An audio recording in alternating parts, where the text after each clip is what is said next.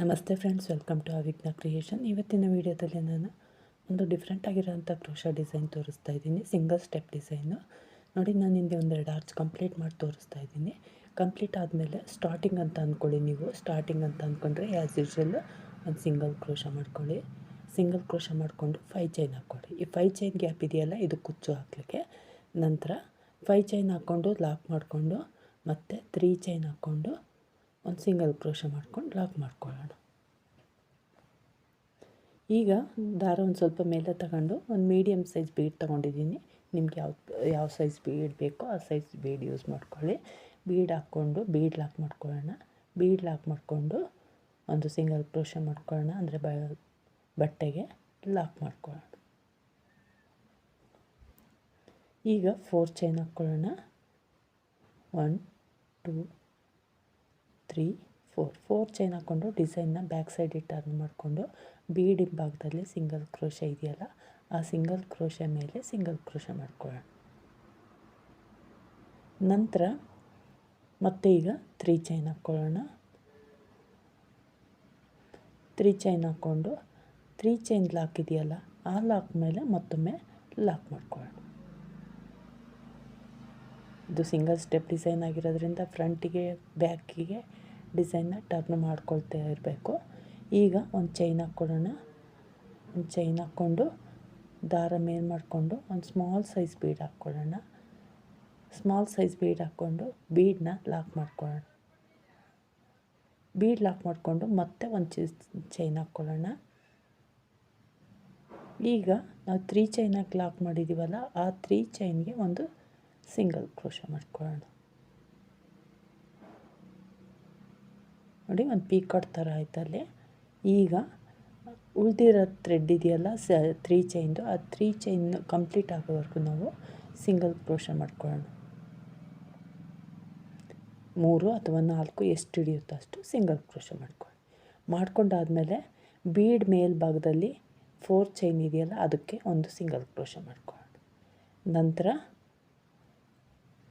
ಬೀಡನ್ನ ಮೇಲ್ಭಾಗದಲ್ಲಿ 4 ಚೈನ್ ಇದೆಯಲ್ಲ, ಅದಕ್ಕೂ ಕೂಡ ಒಂದು ಸಿಂಗಲ್ ಕ್ರೋಶಾ ಮಾಡಿಕೊಂಡು ಒಂದು ಚೈನ್ ಹಾಕ್ಕೊಳ್ಳೋಣ. ಮತ್ತೆ ಇನ್ನೊಂದು ಸಿಂಗಲ್ ಕ್ರೋಶಾ ಮಾಡಿಕೊಂಡು ಎಗೈನ್ 3 ಚೈನ್ ಹಾಕ್ಕೊಂಡು ಡಿಸೈನ್ನ ಬ್ಯಾಕ್ ಸೈಡಿಗೆ ಟರ್ನ್ ಮಾಡ್ಕೊಳ್ಳೋಣ. ಬ್ಯಾಕ್ ಸೈಡಿಗೆ ಟರ್ನ್ ಮಾಡಿಕೊಂಡು ಸ್ಮಾಲ್ ಸೈಜ್ ಬೀಡ್ ಹಾಕಿದ್ದೀವಲ್ಲ, ಅದ್ರ ಮೇಲೆ 6 ಎಳೆ ದಾರ ಹೋಗಿರುತ್ತೆ. ಆ ಬೀಡನ್ನ ಲಾಕ್ ಮಾಡ್ತೀವಲ್ಲ, ಆವಾಗ ಅದ್ರ ಮೇಲೆ 6 ಎಳೆ ದಾರ ಕುತ್ಕೊಂಡಿರುತ್ತೆ. 6 ಎಳೆ ದಾರಕ್ಕೆ ಒಂದು ಸಿಂಗಲ್ ಕ್ರೋಶಾ ಮಾಡ್ಕೊಳ್ಳೋಣ. ನಂತರ ಎಗೈನ್ ಒಂದು ಚೈನ್ ಹಾಕ್ಕೊಳ್ಳೋಣ. ಒಂದು ಚೈನ್ ಹಾಕ್ಕೊಂಡು ಒಂದು ಬೀಡ್ ಹಾಕ್ಕೊಂಡು ಬೀಡ್ ಲಾಕ್ ಮಾಡ್ಕೊಳ್ಳೋಣ. ಈಗ ಬೀಡ್ ಲಾಕ್ ಮಾಡ್ಕೊಳ್ತೀವಲ್ಲ, ಅದ್ರ ಮೇಲೆ ನೋಡಿ ಈ ಒಂದು ಥ್ರೆಡ್ ಲೈನ್ ಬರುತ್ತೆ, ಅದಕ್ಕೆ ನಾವು ನೆಕ್ಸ್ಟ್ ಲಾಕ್ ಮಾಡಬೇಕು. ನಂತರ ಒಂದು ಚೈನ್ ಹಾಕಬೇಕು. ಒಂದು ಚೈನ್ ಬೀಡ್ ಲಾಕ್ ಮತ್ತೊಂದು ಚೈನು.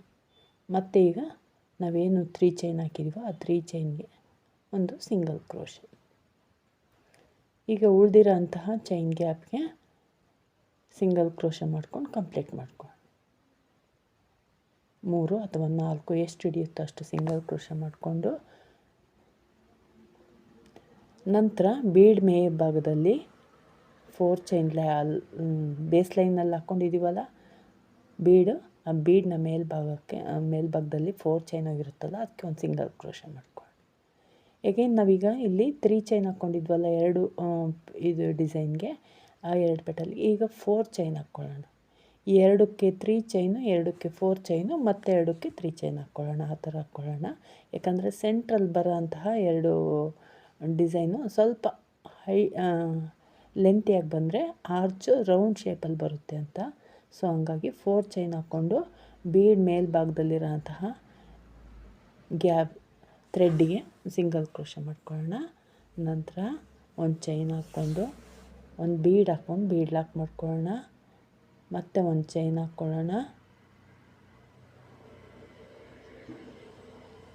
ನೋಡಿ, ಬೀಡ್ ಮೇಲ್ಭಾಗದಲ್ಲಿ ಒಂದು ಥ್ರೆಡ್ ಲೈನ್ ಬಂದಿರುತ್ತೆ.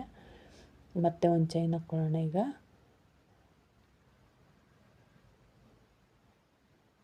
ಚೈನ್ ಹಾಕ್ಕೊಂಡು ಆ 3 ಚೈನ್ಗೆ ಒಂದು ಸಿಂಗಲ್ ಕ್ರೋಶಾ ಮಾಡ್ಕೊಳ್ಳೋಣ. ನಂತರ 3 ಚೈನ್ದು ಗ್ಯಾಪ್ ಇದೆಯಲ್ಲ, ಆ ಗ್ಯಾಪ್ ಕಂಪ್ಲೀಟ್ ಆಗೋವರೆಗೂ ಸಿಂಗಲ್ ಕ್ರೋಶಾ ಮಾಡ್ಕೊಂಡು ಸಿಂಗಲ್ ಕ್ರೋಶೆ ಮಾಡ್ಕೊಳ್ಳೋಣ.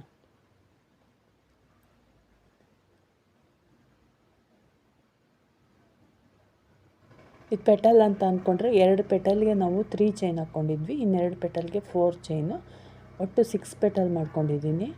2ಕ್ಕೆ 3 ಚೈನು, 2ಕ್ಕೆ 4 ಚೈನು, 2ಕ್ಕೆ 3 ಚೈನ್ ಈ ರೀತಿ ಹಾಕ್ಕೊಂಡಿದ್ದೀನಿ ನೋಡಿ. ನಂತರ ಈಗ ಬೀಡ್ ಮೇಲ್ಭಾಗದಲ್ಲಿರುವಂತಹ 4 ಚೈನ್ಗೆ ಒಂದು ಸಿಂಗಲ್ ಕ್ರೋಶೆ ಮಾಡ್ಕೊಂಡು, ಈಗ ಮತ್ತೆ 4 ಚೈನ್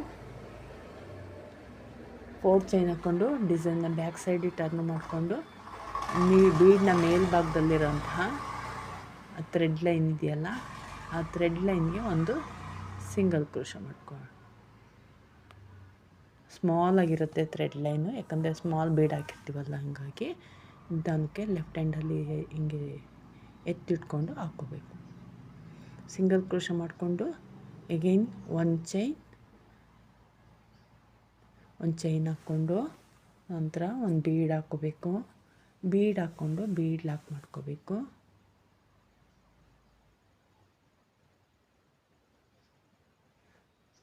ನಂತರ ಒಂದು ಚೈನ್ ಹಾಕ್ಕೋಬೇಕು. ಒಂದು ಚೈನ್, ಬೀಡ್ ಲಾಕ್, ಮತ್ತೊಂದು ಚೈನ್. ನಂತರ ಆ 4 ಚೈನ್ಗೆ ಒಂದು ಸಿಂಗಲ್ ಕ್ರೋಶೆ.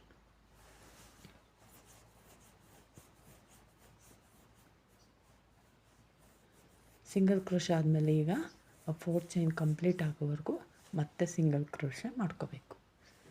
4 ಚೈನ್ಗೆ ನಾನು 3 ಚೈನ್ಗೆ 3 ಸಿಂಗಲ್ ಕ್ರೋಶೆ ಮಾಡ್ಕೊಂಡಿದ್ದೀನಿ. ಬೀಡ್ ಲಾಕ್ ಮಾಡೋದು ಬಿಟ್ಟು, ಬೀಡನ್ನ ಸಿಂಗಲ್ ಕ್ರೋಶೆ ಮಾಡಿ ಲಾಕ್ ಮಾಡಿದ್ವಲ್ಲ ಅದನ್ನು ಬಿಟ್ಟು 4 ಚೈನ್ಗೆ 4 ಟೈಮ್ಸ್ ಮಾಡ್ಕೊಂಡಿದ್ದೀನಿ.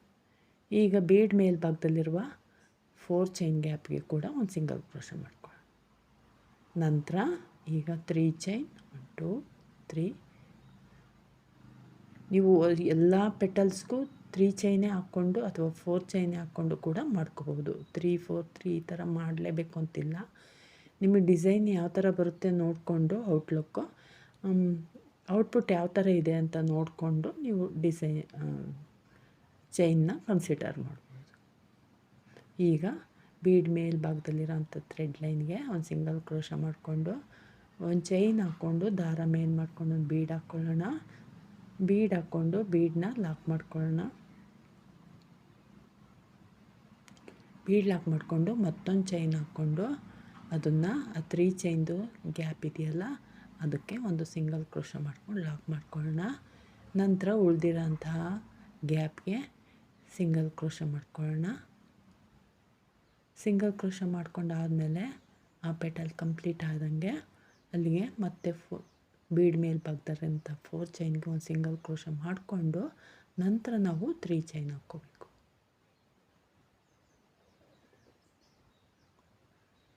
3 ಚೈನ್ ಹಾಕ್ಕೊಂಡು ಅದೇ ರೀತಿ ಬೀಡ್ನ ಮೇಲ್ಭಾಗದಲ್ಲಿರೋಂತಹ ಥ್ರೆಡ್ ಲೈನ್ಗೆ ಒಂದು ಸಿಂಗಲ್ ಕ್ರೋಶೆ ಮಾಡ್ಕೋಬೇಕು. ಸಿಂಗಲ್ ಕ್ರೋಶೆ ಮಾಡಿಕೊಂಡು ಮತ್ತೆ ಬ್ಯಾಕ್ ಸೈಡ್ ಟರ್ನ್ ಮಾಡ್ಕೋಬೇಕು. ಒಂದು ಚೈನ್ ಹಾಕ್ಕೊಂಡು ನಂತರ ಒಂದು ಬೀಡ್ ಹಾಕ್ಕೋಬೇಕು. ಬೀಡ್ ಲಾಕ್ ಮಾಡ್ಕೋಬೇಕು. ಮತ್ತೊಂದು ಚೈನ್ ಹಾಕ್ಕೋಬೇಕು. ಹಾಕ್ಕೊಂಡಾದಮೇಲೆ ಈಗ ಆ 3 ಚೈನ್ಗೆ ಒಂದು ಸಿಂಗಲ್ ಕ್ರೋಶೆ ಮಾಡ್ಕೋಬೇಕು.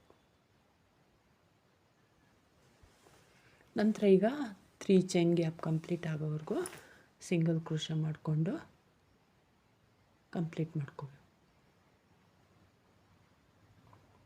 ನಂತರ ಸಿಂಗಲ್ ಕ್ರೋಶೆ ಆದಮೇಲೆ ಬೀಡ್ ಮೇಲ್ಭಾಗದಿರೋಂಥ 4 ಚೈನ್ಗೂ ಕೂಡ ಒಂದು ಸಿಂಗಲ್ ಕ್ರೋಶೆ ಮಾಡ್ಕೋಬೇಕು. ಈಗ ಪೆಟಲ್ಸ್ ಕಂಪ್ಲೀಟ್ ಆದಮೇಲೆ ನಾವು ಒಂದು ಸಿಂಗಲ್ ಕ್ರೋಶೆ ಮಾಡ್ಕೊಂಡಿರ್ತೀವ ಅಲ್ಲ, ಅದಾದಮೇಲೆ ಅದೇ ರೀತಿ 3 ಚೈನ್ ಹಾಕ್ಕೊಂಡು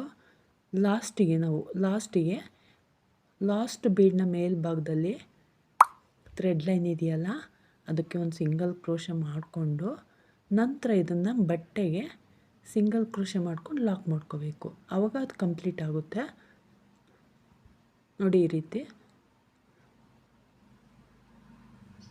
ನಂತರ ಈಗ 5 ಚೈನ್ ಹಾಕ್ಕೋಬೇಕು. 5 ಚೈನ್ ಇದು ಕುಚ್ಚು ಹಾಕಲಿಕ್ಕೆ. ನಿಮಗೆ ಬೇಕು ಅಂದರೆ ಕುಚ್ಚಿಗೆ ಜಾಗ ಜಾಸ್ತಿ ಬೇಕು, ಒಂದು ಆರ್ಚ್ಗೂ ಇನ್ನೊಂದು ಆರ್ಚ್ಗೂ ಸ್ಪೇಸ್ ಜಾಸ್ತಿ ಬೇಕು ಅಂದರೆ 3 ಚೈನ್ನ 3 ಟೈಮ್ಸ್ ಕೂಡ ಹಾಕ್ಕೋಬೋದು. ಮತ್ತು 3 ಚೈನ್, ಈ 3 ಚೈನ್ ಬಿಟ್ಟು ನೀವು 3 ಚೈನ್ನ 3 ಟೈಮ್ಸ್, ಅಲ್ಲಿಗೆ 3 ಚೈನ್ 4 ಟೈಮ್ಸ್ ಹಾಕ್ಕೋಬೇಕಾಗುತ್ತೆ ನೋಡಿ. ಆರ್ಚ್ ಈ ರೀತಿ ಬರುತ್ತೆ. ಇದಕ್ಕೆ 5 ಚೈನ್ ಗ್ಯಾಪ್ ಇದೆಯಲ್ಲ ಅಲ್ಲಿ ಕುಚ್ಚು ಹಾಕಬೇಕು. ನಾನು ಕುಚ್ಚು ಹಾಕಿ ತೋರಿಸಿಲ್ಲ ನಿಮಗೆ, ಹಾಗೆ ತೋರಿಸಿದ್ದೀನಿ ಸ್ಯಾಂಪಲ್ ಅಂತ. ಇಷ್ಟ ಆಗಿದ್ದರೆ ಒಂದು ಲೈಕ್ ಕೊಡೋದನ್ನು ಮರಿಬೇಡಿ. ಯಾರೆಲ್ಲ ಸಬ್ಸ್ಕ್ರೈಬ್ ಮಾಡ್ಕೊಳ್ಳದೆ ನೋಡ್ತಿದ್ದೀರಾ ಪ್ಲೀಸ್ ಸಬ್ಸ್ಕ್ರೈಬ್ ಮಾಡ್ಕೊಳ್ಳಿ, ಸಪೋರ್ಟ್ ಮಾಡಿ. ನಿಮ್ಮ ಅನಿಸಿಕೆಗಳನ್ನ ಕಮೆಂಟ್ ಬಾಕ್ಸಲ್ಲಿ ತಿಳಿಸಿ. Thank you for watching. Bye.